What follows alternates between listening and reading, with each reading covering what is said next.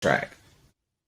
That's dope. That's a great mentality. But how was it that freshman year? Because Bro. once again, national champion to you step on campus, and there is a slight learning curve in track and field collegiately. Although it's still just running, it's the same race, but there is that learning curve. So I guess in your own words, like, what was the season like? Man, that freshman year was terrible.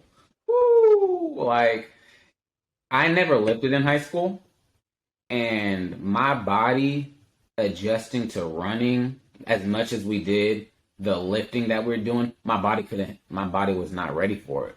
So I came out of college, I came into college like the fastest high schooler in the 400 meters, but I was losing to guys that I used to beat. Like, I was losing to everybody. I was getting torched. I was running slower than I was in high school, and I'm like, yo, this is like not good, because obviously as a student athlete you think, oh, I'm on a full ride scholarship. Like, if I don't produce, I'm going to get cut, So now I start putting pressure on myself. And if I wouldn't have put the pressure on myself, I probably could have ended my season better than what I did. But once I started running slow, I started putting pressure on myself. Then I started losing my confidence because everything's going wrong. And so now I'm just not confident in my race. And if you're not confident in any of your races, you're never going to run well. You have to be confident and believe in yourself, So for me, it was just to a point where I was just like, I don't know what's going on. And then Pac-12 championship, this was like my lowest moment, because we had the 4x4 and I was the first leg, and I wanted to like run well for my brothers. You know what I mean? And I probably had the worst relay leg of all time. I ran so slow, bro. And I didn't even make it the 400 final. So I was fresh for the final day.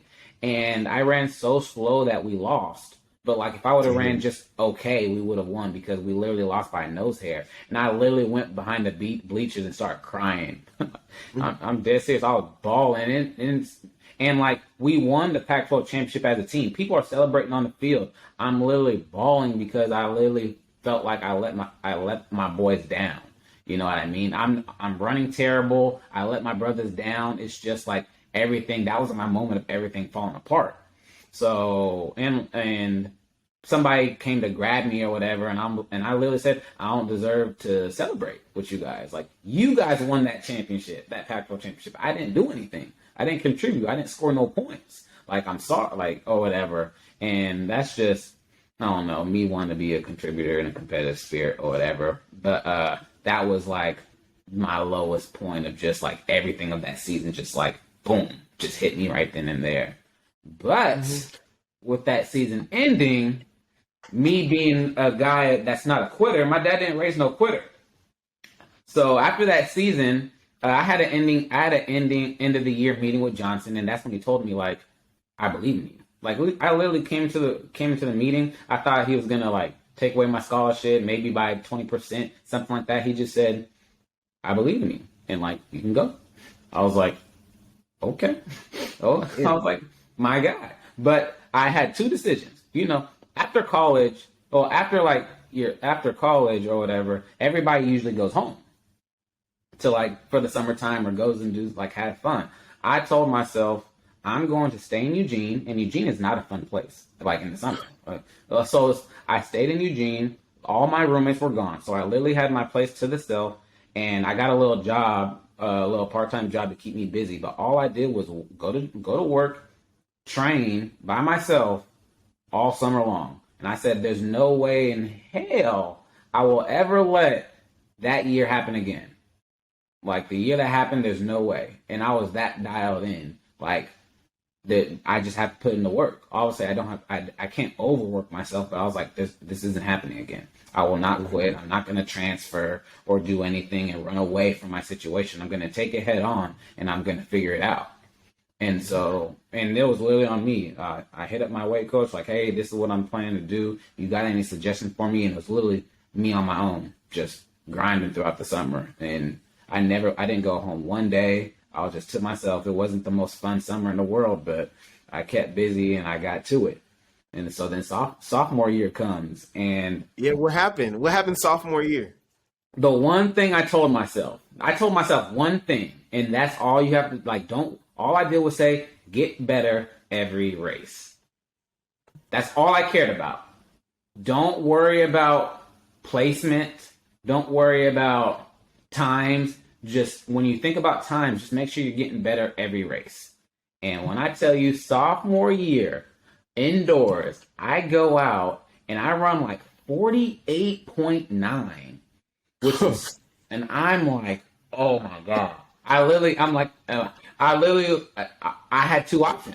I was going to break down and be like, all right, this, like, everything I did this past summer was for nothing because I did all this work and then I just go out here and run 48.9. Like, I'm like, high schoolers can go do that. That's what I told myself. Or I could be like, it's okay. Head down, continue to get better. And which way did I go? I went this way. Head down, keep getting better. And so every race, even though the times weren't crazy, I went from 48.9 to 48.5 to 48.2 to 47 something to a couple 47s. Then I finally ran like 46.9 outdoors. And then all of a sudden, Pac-12 championships happened. And remember what I told you, Pac-12 championships freshman year, at the end of that race, at the end of that day, I was behind the bleachers crying. So 365 days later, we had the Pac-12 championships again, and that was like I'm going to go win the Pac-12s and the 400. And I'm going to make sure our 4x4 wins. I've been thinking about this weekend for literally a year. I wasn't thinking about nationals. I was thinking about the Pac-12 championships. I was keeping it simple for me.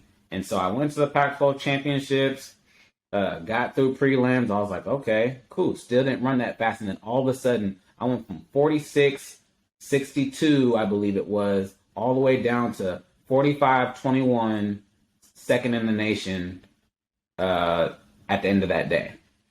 And like, that's just I went from being ranked 60th or whatever all the way to second. And that was like my breakout moment to remind myself, like, you're still that guy. You're still here. And I made sure we won the 4x4. I was the anchor too. Oh, that, like, because a lot of people, like some of the guys on the team, like, I'm not saying we all wanted to win, but like, I don't think anybody knew how bad I needed to win that race. Just because I needed to redeem myself from the year before. Everybody looked past. Like, nobody remembers that. Nobody remembers this or how bad I did. But for me, I did. I was like, this is my pride. This is me. That I need this. And there's no way I'm going to let somebody take this away. You know, so I had that good day. And then we went to nationals and I took second at nationals. And then sky's the limit from there. Everything was started to go up. And what was the difference? Because track it's a difficult sport. It's easy to get down. Since it's individual, the results are there. The time is there, you know. So I guess what was the difference between that freshman year to sophomore year? Was it letting go of pressure, or what was it? Well, the confidence. That freshman year, I had a bad race. I lost my confidence, and then everything started going downhill. My sophomore year, I had a bad race. I still believe in myself, and I continued to get better. I mean, at the end of the day, the workouts I didn't change that much. So, I did a little bit in the summer to get my body ready for the pressure that was going to be put on that next year. But it's like, it wasn't that much of a change of the workouts. It was me mentally. I was mentally significantly stronger sophomore year than freshman year. I still had pressure. Along the way. I had pressure. Some of our best sprinters graduated that freshman year. So, like, I'm that guy that's supposed to step up for the team, score points. Like, all that pressure's still there. But for me, I mean, I'm not too worried about pressure. Like, I can handle the big moments. But I need to be mentally strong. And it's really just I was mentally strong sophomore year. And freshman year I wasn't. And that was the major difference. During those times, other than Coach Johnson, did you have anybody who kind of mentored you, give you any advice, anything like that? You know, one of my biggest mentors, the guy that's been with me throughout my whole track career, his name is Pat Boyd. He's been my rock in track and field, and he's just been there for me through all the ups and downs. You know, a lot of people are there with you when you're up, but when you're down, a lot of people fall away, and I've really witnessed that, trust me, especially in this professional level. Like, I'm like, okay, that's how it is. That's cool, but don't hit me up when I'm back on top. But Pat was always there for me, but that freshman year, I really got into a space